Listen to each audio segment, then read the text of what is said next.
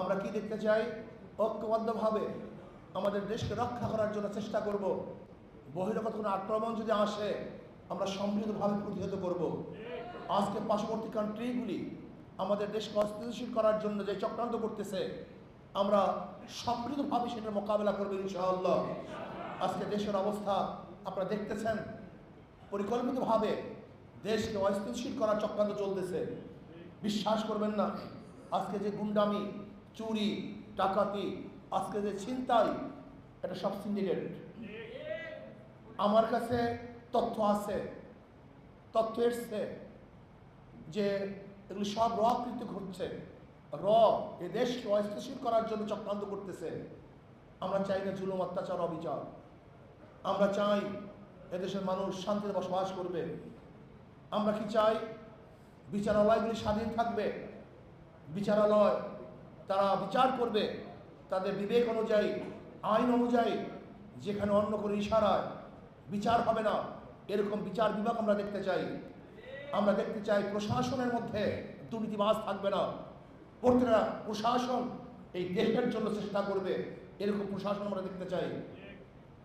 আজকে পরিকল্পিতভাবে বিভিন্ন জায়গায় দেশকে অস্থিতিশীল করার চক্রান্তের মধ্যে আমি মনে করি বিগত ফ্যাসিস্ট সরকারেরও বিশাল একটা হাত এখানে আছে।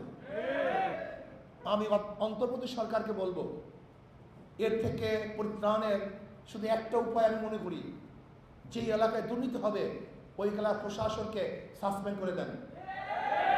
ধরে নেন এই পল্টন এরিয়ায় যদি কোনো গুন্ডামি হয়, চাঁদাবাজ হয়, ওই এরিয়ার যারা দায়িত্বশীল আছে বরখাস্ত, কোনো কাজ নেই। আপনি দেখুন, এই কাজটা করুন।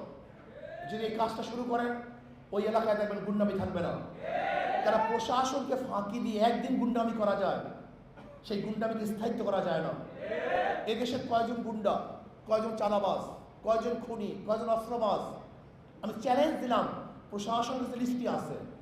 ওরা সবাই জানে এই এলাকায় খারাপ কে, গাঁজা ব্যবসা কে করে, ফেন্সিডিলের কারবার কে করে, মাদক ব্যবসায়ী কে করে, জুয়ার সাথে কে সম্পৃক্ত, গুন্ডামির সাথে কে সম্পৃক্ত, কে ডাকাত, কে চোর, কে মাস্তান, সব প্রশাসন জানে।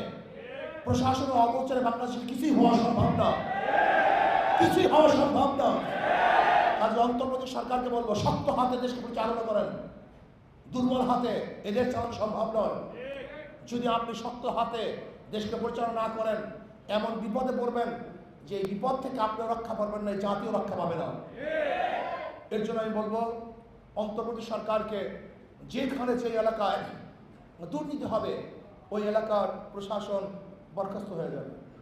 এই আইনটা করুন, দেখবেন যদি ট্রান্সফার করেন কোনো কাজ হবে না। তারা জানে ওখানেও আমরা, এখানেও আমরা। শুধু চেয়ার পরিবর্তন হলে আপনার নৈতিকতা পরিবর্তন হয় না। যতক্ষণ পর্যন্ত তার চাকরির আঘাত হানবেন ততক্ষণ পর্যন্ত সোজা আঙ্গুলে ঘি উঠবে না। আঙ্গুলকে বাঁকা করুন, দেখবেন এমনিতে ঘি উঠবে। যদি আপনি কোনো অবস্থাতেই দুর্বলতা প্রকাশ করেন তাহলে এই চাকরি বঞ্চিত হবে, আশা আকাঙ্ক্ষা সমস্ত স্বপ্ন ভেসে যাবে। মানুষ এই দুর্ভোগা জাতি আবার এই দুর্ভোগের মধ্যে পড়ে যাবে। এর জন্য আসুন দেশকে স্থিতিশীল করার জন্য প্রশাসনকে কন্ট্রোল করুন। যে প্রশাসন কন্ট্রোল না করতে পারেন তাহলে অবস্থা খুবই খারাপ হবে, যা আপনি চিন্তাও করতে পারবেন না।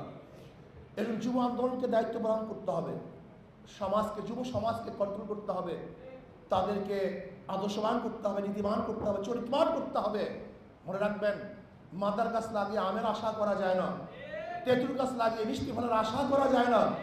দুর্নীতিবাদ, চোর, গুন্ডা, বদমাশের দ্বারা দুর্নীতি মুক্ত দেশ উপহার দেওয়া যায় না। কাজে এর জন্য আমাদের শায়খ মুর্শিদ নওয়ারাল্লাহ আমার কথা বলেছেন, নিজে পরিবর্তনের ভিত্তিতে সমাজকে পরিবর্তন করতে হবে। নিজে আদর্শবান হওয়ার ভিত্তিতেই সমাজকে আদর্শবান করতে হবে। কাজে আল্লাহ আমাকে এবং আমাদের সবাইকে ইসলাম হুকুমত করার মাধ্যমে কল্যাণ রাষ্ট্র কায়েম করার তৌফিক দান করেন।